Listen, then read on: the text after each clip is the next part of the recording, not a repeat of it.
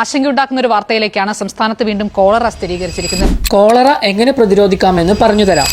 ആദ്യം തന്നെ കുടിക്കുന്ന വെള്ളം തിളപ്പിച്ചാറിയതിനു ശേഷമുള്ളതാണെന്ന് ശ്രദ്ധിക്കുക. 3 മിനിറ്റ് മുതൽ 10 മിനിറ്റ് വരെ തിളപ്പിച്ചതിന് ശേഷം ആറിയ വെള്ളം കുടിക്കുക.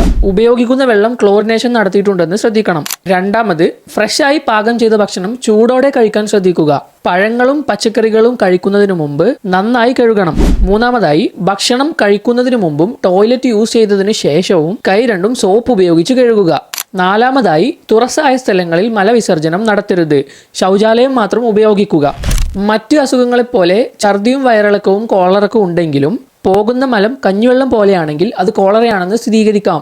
ഹൈ റിസ്ക് ഏരിയകളിൽ താമസിക്കുന്നവർക്ക് ഡ്യുക്കോറൽ, ഷാൻകോൾ, യുവിക്കോൾ എന്നീ വാക്സിനുകൾ സ്വീകരിക്കാം. കോളറ ആണെന്ന് സംശയം തോന്നിയാൽ തന്നെ ലാബ് റിസൾട്ട് വരാൻ കാത്തിരിക്കാതെ ORS എടുക്കാൻ നോക്കുക. ഉടനെ ഹോസ്പിറ്റലിൽ പോകണം. Be healthy.